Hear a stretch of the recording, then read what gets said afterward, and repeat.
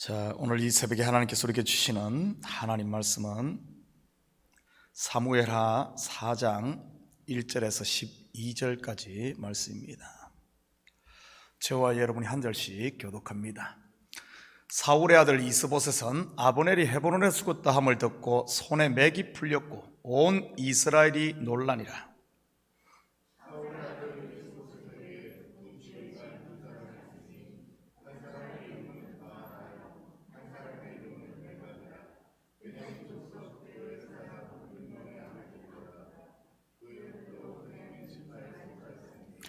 일찍이 브에롯 사람들이 기타임으로 도망하여 오늘까지 거기에 우거함이더라.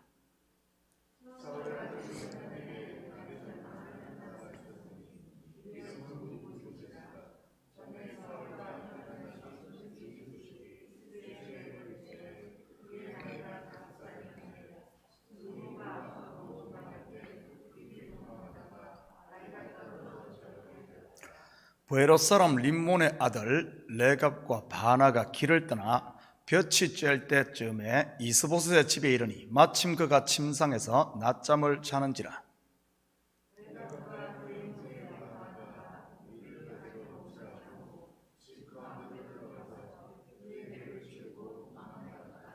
그들이 집에 들어가니 이스보셋이 침실에서 침상 위에 누워 있는지라. 그를 쳐 죽이고 목을 베어 그의 머리를 가지고 밤새도록 아라바 길로 가.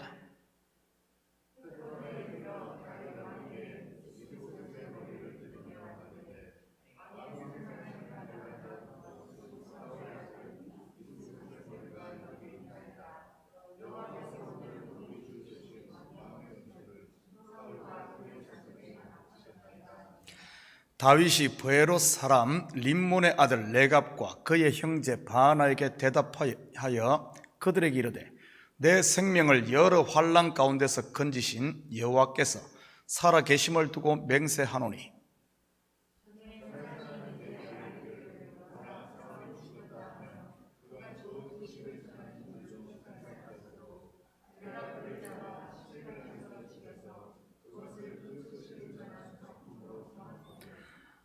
하물며 악인이 의인을 그의 집 침상에서 죽인 것이겠느냐. 그런즉 내가 악인의 피 흘린 죄를 너희에게 갚아서 너희를 이 땅에서 없이 하지 아니하겠느냐 하고.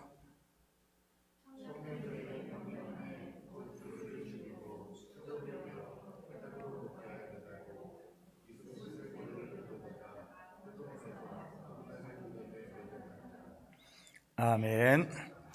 좋은 아침입니다. 오늘 본문은 이스라엘의 실권자이던 아브넬의 죽음과 함께 급격히 몰락하는 사울 왕조의 최후를 보여주고 있습니다.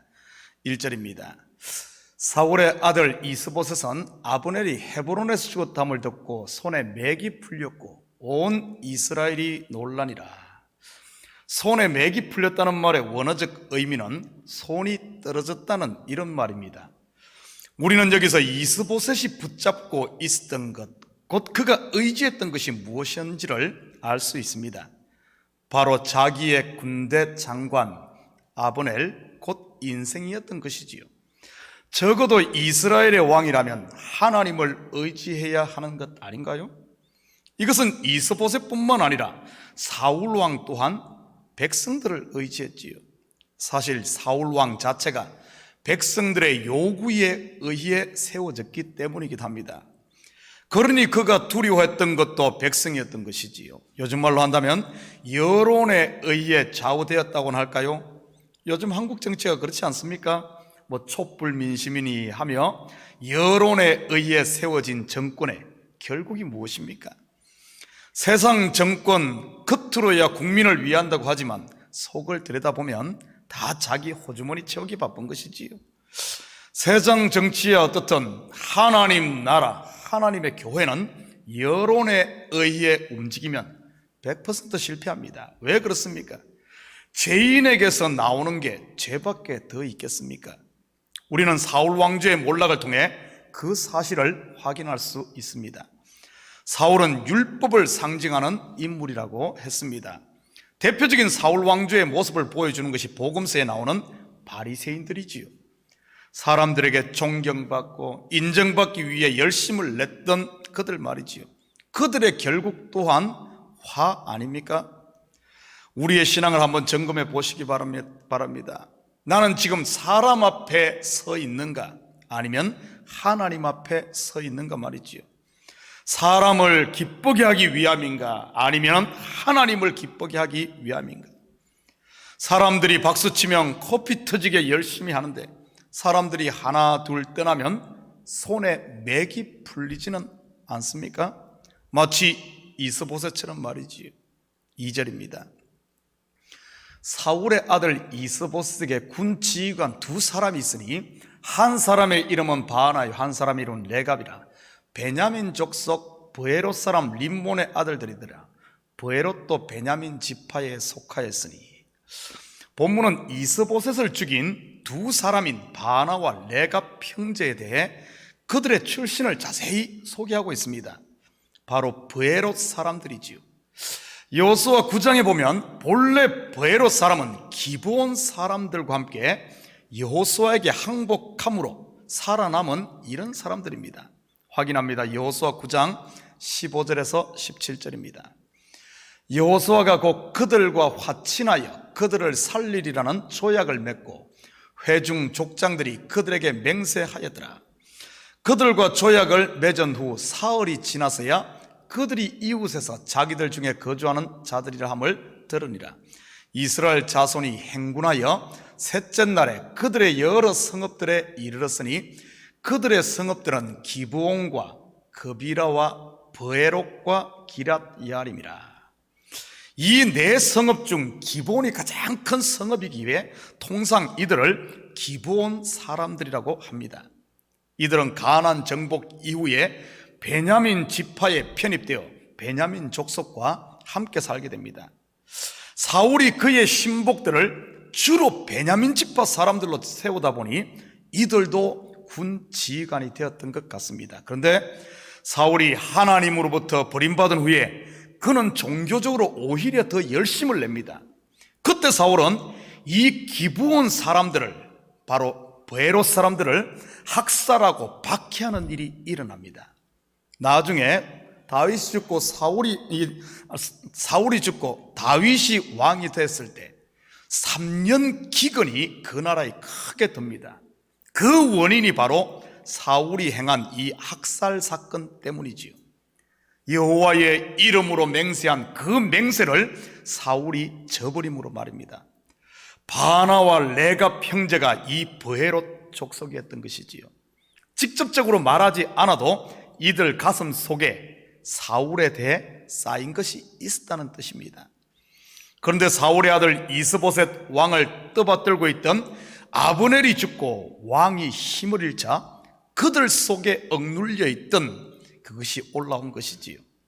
요압이 그랬던 것처럼 말입니다.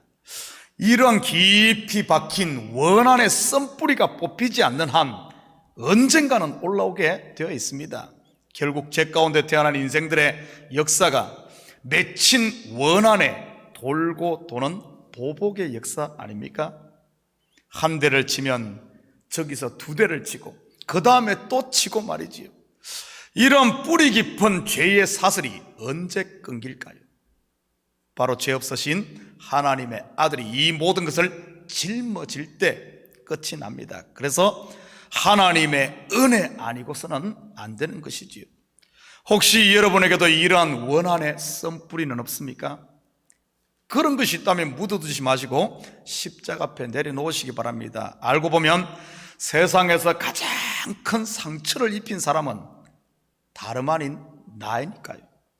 목사님, 저는 지금까지 살면서 그런 적 없습니다 하시는 분 계신가요? 정말 그럴까요? 하나님의 아들을 십자가에 못 박고 옆구리에 창을 찌른 사람이 누구입니까? 저와 여러분 아닌가요? 아니라고 하시는 분은 예수님의 십자가와 상관이 없는 분이고요. 구약의 제사를 보면 죄 지은 사람이 자기가 끌고 간 그 짐승, 제물을 직접 잡습니다. 이 제물의 실체가 누구입니까? 예수 그리스도지요. 예수님이 누구 때문에 죽었습니까? 바로 죄인이었던 저와 여러분이고요. 저와 여러분이 제물이신 예수님을 직접 십자가에 못 박고 옆구리를 찔러 죽였다는 뜻입니다. 그러기에 제사를 지낸 그 사람의 죄가 그 짐승이 대신 죽음으로 사함받는 것이고요. 서운한 것들, 원한들, 미움들 다 내려놓고 자유하시기를 축복합니다. 그래야 돌고 돌지 않고 끝이 납니다. 예수님이 그 끝을 내셨고요. 4절 같이 봅니다.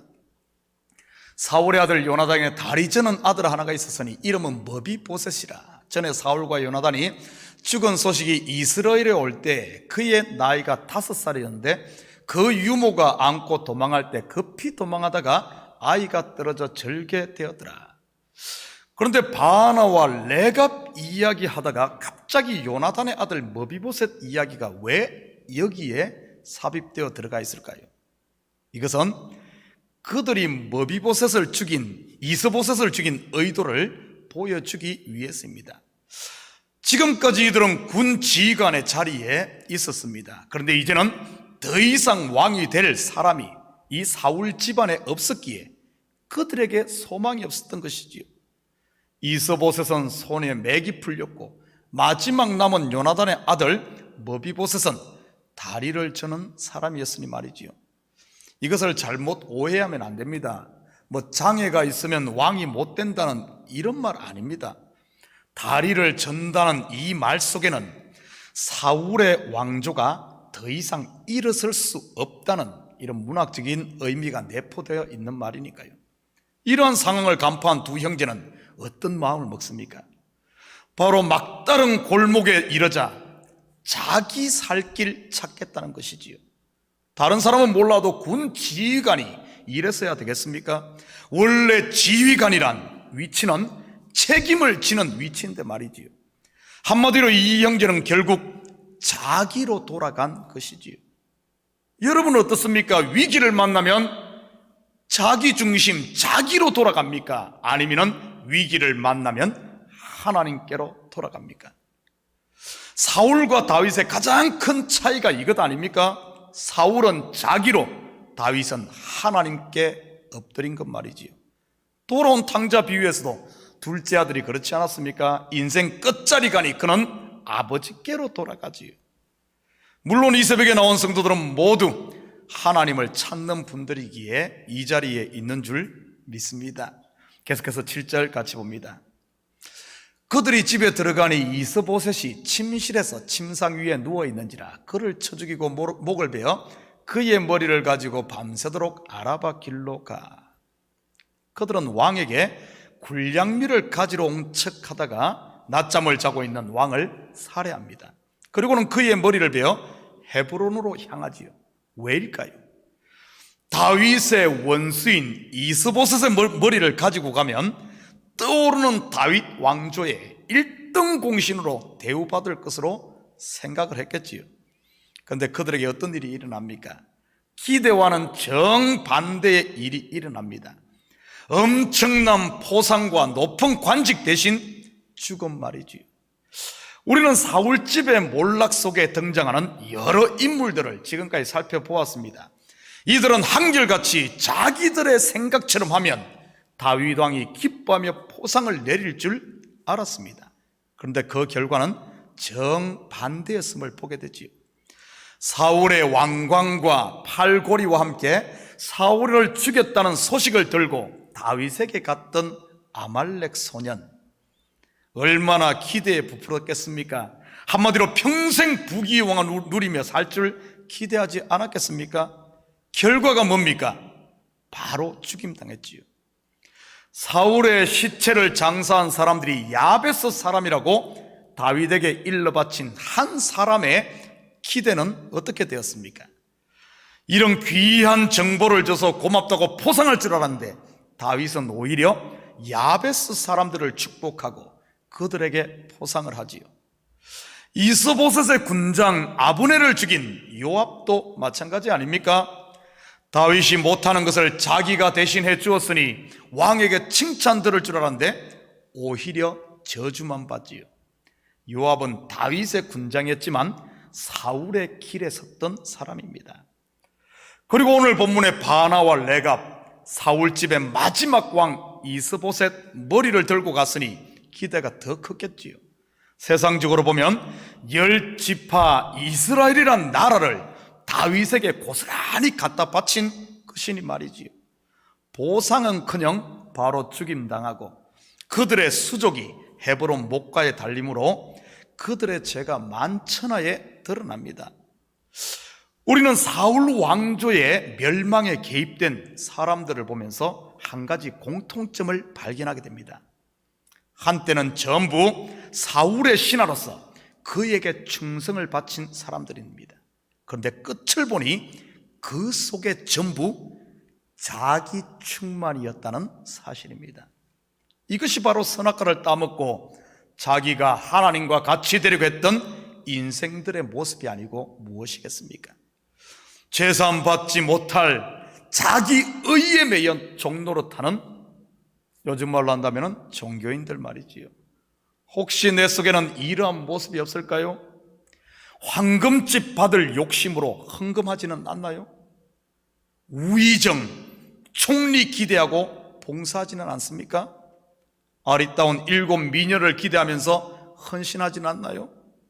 어떠실지 모르지만 실제로 많은 성도들이 이렇게 신앙생활하고 있다는 사실입니다. 왜 그럴까요?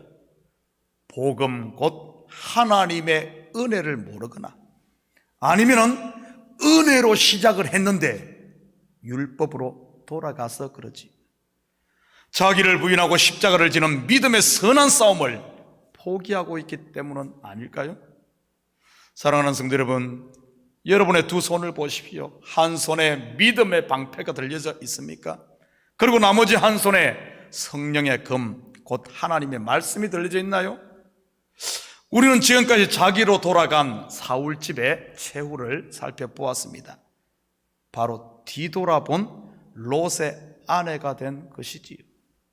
오늘 하루도 여러분의 삶의 현장에서 문제를 만난다 할지라도 자기로 돌아가지 말고 주님께 도움을 구하고 끝까지 은혜 속에서 강해짐으로 우리 성도들의 삶을 통해서는 그 끝이 하나님의 영광만 드러내는 겁니다. 사랑의 아버지 하나님, 참으로 감사드립니다. 아버지 하나님, 이 새벽 사울집의 최후를 보며 혹시 내가 지금 서 있는 이곳이 그 반열은 아닌지 우리 자신을 점검하기를 원합니다. 아버지 하나님, 나에게 돌아가 있고 모든 것이 내가 중심으로 자기 의로 산다면 이것이 바로 그 반열이 아니고 무엇이겠습니까? 하나님, 우리 성도들 온전히 예수의 반열, 바로 다윗집의 반열, 온전히 은혜로 사는 저희들 되게 하시고 매 순간순간 환난을 만나고 어려울 때마다 자기가 아닌 하나님 앞에 엎드림으로 오히려 환난이 변하여 복이 되어지는 저들 될 수 있도록 우리 주님 축복하여 주시옵소서. 그래야 시간이 가면 갈수록 아버지 하나님, 주님만이 나에게 남게 하시고 점검 같은 믿음으로만 서는 우리 식구들 될 줄 믿사오며 이 모든 말씀 예수님의 이름으로 기도드립니다. 아멘.